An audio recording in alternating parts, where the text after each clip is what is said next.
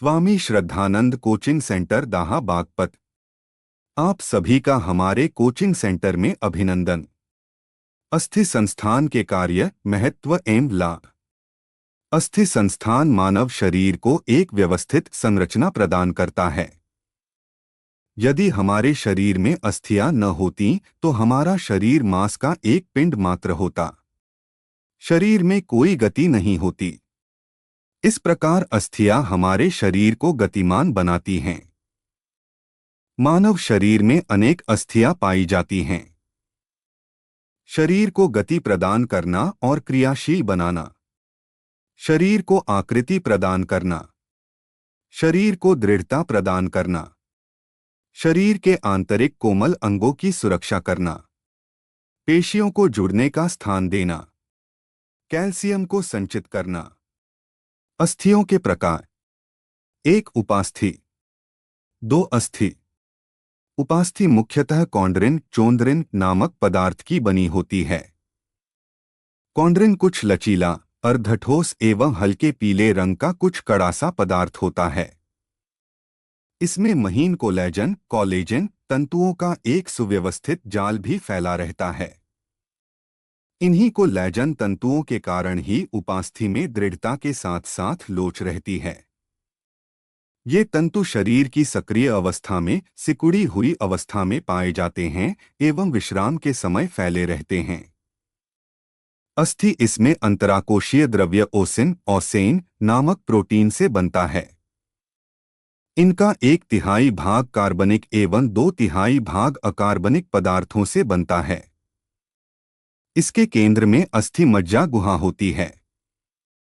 इसमें श्वेत तंतुओं का आवरण पेरिस्टियम होता है, जिस पर रुधिर वाहिकाएं और तंत्रिकाएं होती हैं। अस्थि मज्जा में रुधिर का निर्माण भी होता है। अस्थियों की संरचना: यह सत्य है कि प्रायः सभी अस्थियों की आंतरिक रचना एक समान होती है, परंतु उनके बाहरी आकार में पर्याप्त भिन्नता होती है। आकार की भिन्नता के आधार पर मानव शरीर की अस्थियां निम्न प्रकार की होती है। लंबी अस्थियां हाथ, पैर, पसलियों तथा इनके 2 सिरे होते हैं तथा दोनों सिरे गोल होते हैं। छोटी अस्थियां: ये अस्थियां पतली एवं कुछ छोटी होती हैं, जैसे हथेली एवं अंगुलियों की अस्थियां। चपटी अस्थियां खोपड़ी, चेहरे, पीठ। घनाकार अस्थियां: ये अस्थियां शरीर में ऐसे स्थानों पर पाई जाती हैं जहां सामान्य से अधिक शक्ति की आवश्यकता होती है। ये हड्डियां ऊपर से कठोर एवं अंदर से खोखली होती हैं, जैसे कलाई एवं टखने की हड्डियां। विषम अस्थियां: इनका आकार विषम होता है। इस प्रकार का उदाहरण मेरुदंड की अस्थियां है। वक्राकार अस्थियां: इन अस्थियों का आकार समान नहीं होता है। ये कहीं गोल, कहीं लंबो, कहीं चौड़ी और कहीं नुकीली होती है, जैसे रीढ़ की हड्डी, कनपटी एवं जबड़े को अस्थियां। मानव शरीर में अस्थियों का विभाजन: अक्षीय अस्थि संस्थान: 1. खोपड़ी कपाल की अस्थियों, चेहरे की अस्थियों, कर्ण अस्थियां। 2. हाइड। 3. रीढ़ की हड्डी, मेरुदंड, कशेरुकाएं। 4. वक्ष, उरोस्थि, पसलियां। 2. उपांगीय अस्थि संस्थान, उच्च अग्रांग। 1. अंश मेखला, जत्रुक, अंश फलक। 2. भुजाएं, प्रगंडिका, बह्य प्रकोष्ठिका, अंतः प्रकोष्ठिका। 3. हाथ, मणिबंधास्थिया, कर्मास्थिया, अंगुलास्थिया। निम्न अग्रांग: 1. श्रोणि मेखला। 2. टांग, उर्विका, बह्य जंधिका, अंत जंधिका, पटेला। 3. पाद, गुल्फास्थिया, प्रपदिकास्थिया, पादस्थिया।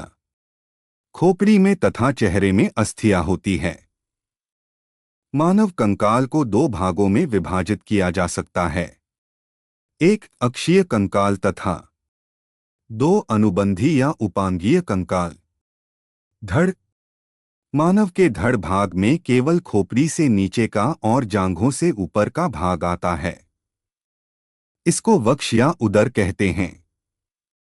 इसमें वक्ष खोपड़ी के ठीक नीचे वाला भाग है तथा उदर वाला भाग वक्ष के ठीक नीचे होता है।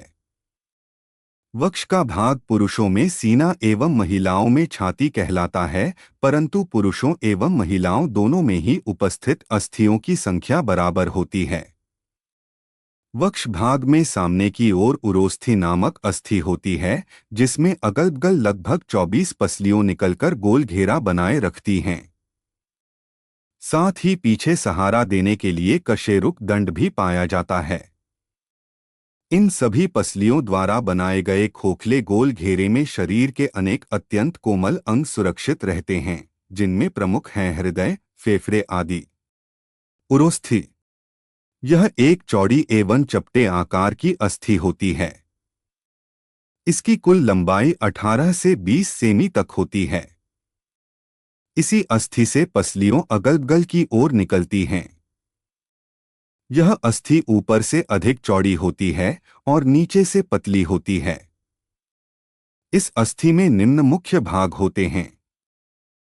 मेनोब्रियम यह भाग उरोस्थि का सबसे पहला एवं सबसे चौड़ा भाग होता है, जो मेनोनियम कहलाता है। इसमें दाई एवं बाई दोनों ओर 2 छिद्र होते हैं, जिसमें दोनों ओर अंशमेखला की अस्थि क्लेविकल अथवा हंसली आकर जुड़ती हैं। 2 ग्लेडियोलस यह उरोस्थि के मध्य का भाग है। यह कई खंडों का बना होता है और इसमें 7 जोड़ी पसलियां होती है। 3 जिफाइड यह उरोस्थि का निचला एवं स्वतंत्र भाग है। यह उपास्थि से निर्मित होता है तथा इसके नीचे यकृत, आमाशय, पित्ताशय तिल्ली सुरक्षित रहते हैं। पसलियां इन्हें पर्शकाएं भी कहते हैं। इनकी कुल संख्या 24, 12 वक्ष के दाईं ओर तथा 12 वक्ष के बाईं ओर होती है। आकार में ये अर्धवृत्ताकार होती हैं। ये सामने की ओर उरोस्थि तथा पीछे की ओर मेरुदंड से जुड़ी रहती हैं। सामने की ओर 7 से 7 पसलियां उरोस्थि से अलग अलग जुड़ती हैं और शेष 3 से 3 पसलियां उरोस्थि से जुड़ने से पहले ही मिल जाती हैं। शेष बची 2 से 2 पसलियां छोटी होती हैं, जो उरोस्थि से नहीं जुड़ पाती हैं, अतः स्वतंत्र रहती हैं। इन्हें तैरती पसलियां कहते हैं। मेरुदंड अथवा कशेरुक दंड। मेरुदंड गर्दन से लेकर कमर तक स्थित होता है। मेरुदंड व्यक्ति के शरीर का आधार है। यह बिल्कुल सीधा नहीं होता है, बल्कि इसमें कुछ सामने की ओर एवं कुछ पीछे की ओर झुकाव भी होते हैं। वस्तुतः यह 33 छोटी छोटी एवं टेढ़ी मेढ़ी अस्थियों द्वारा निर्मित होती है, जिनमें प्रत्येक अस्थि को कशेरुका कहते हैं। प्रत्येक कशेरुका के मध्य में उपास्थि की गद्दी होती है, जिसके कारण झटका मस्तिष्क तक नहीं पहुंचता है। बाल्यावस्था में कशेरुकाओं की संख्या 33 होती है, किंतु वयस्क होने पर अंतिम 4 कशेरुकाएं मिलकर एक तथा उसके ऊपर की 5 कशेरुकाएं मिलकर एक हो जाती हैं। इस प्रकार इनकी संख्या 33 के स्थान पर 26 रह जाती है। हंसली की अस्थि। यह अस्थि उरोस्थि के प्रथम भाग में स्थित मेनोब्रियम से जुड़ी रहती है तथा दाईं एवं बाईं ओर की कंधे की अस्थि तक जाती है। इस अस्थि की लंबाई प्रायः शिशु के जन्म से वयस्क अवस्था तक बढ़ती है और वयस्क में 15 से 20 सेमी तक होती है। इस अस्थि का प्रमुख कार्य दोनों कंधों को दाईं एवं बाईं ओर साधना तथा शरीर को एक निश्चित आकार प्रदान करना है। संधियां। यदि हमारा पूरा कंकाल एक ही अस्थि का बना हुआ होता तो न तो हमारे हाथ पैर हिल पाते, न ही इधर उधर झुक पाते और न चल फिर पाते। इसलिए हमारे कंकाल में इतनी सारी अलग अलग अस्थियों का ढांचा होता है। इसमें अस्थियां एक दूसरे से दृढ़तापूर्वक इस प्रकार जुड़ी रहती हैं, जिससे अस्थियां आवश्यक गतियां कर सकें। अस्थियों के इन्हीं जोड़ों को संधि कहते हैं। हमारे कंकाल में मुख्यतः 2 प्रकार की संधियां पाई जाती हैं, एक चल संधि तथा 2 अचल संधि। चल संधियां। कंकाल में अनेक चल संधियां पाई जाती हैं।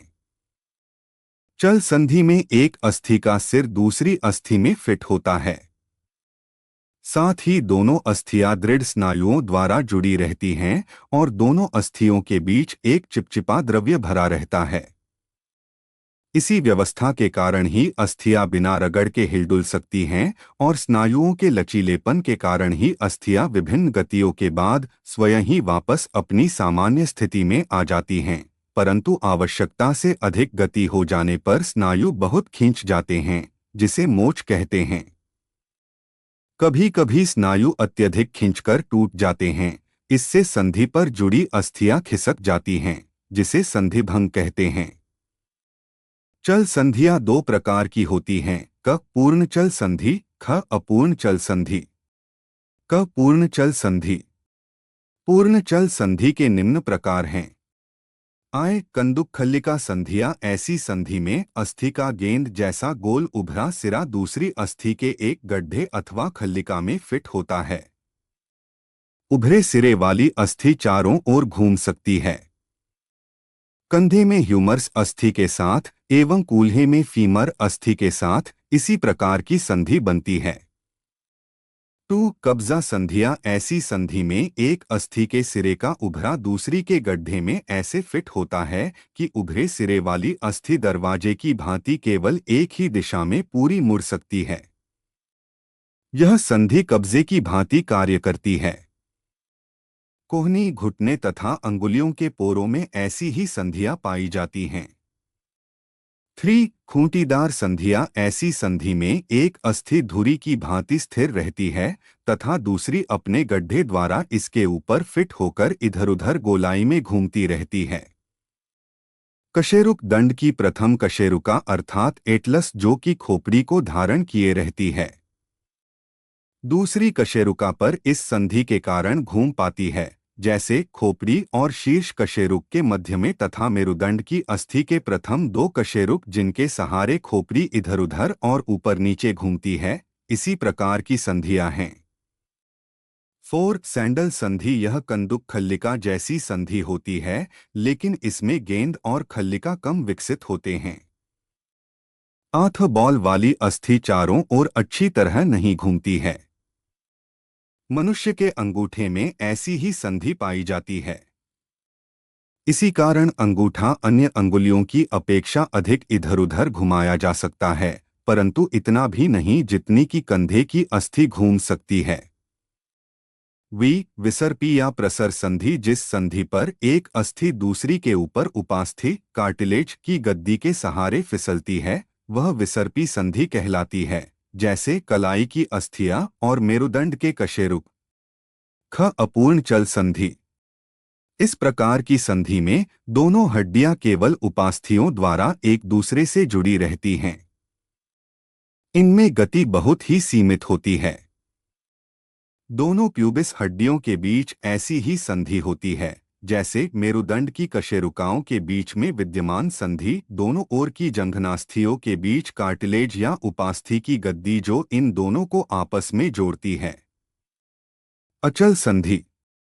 इसमें हड्डियां C1 सूचर्स द्वारा परस्पर जुड़ी रहती हैं और हिलने डुलने में असमर्थ हो। अस्थि संधियों की उपर्युक्त मुख्य गतियों के अतिरिक्त 2 अन्य प्रकार की गतियां भी देखी जा सकती हैं, जिन्हें क्रमशः अभिवर्तन व अपवर्तन कहा जाता है।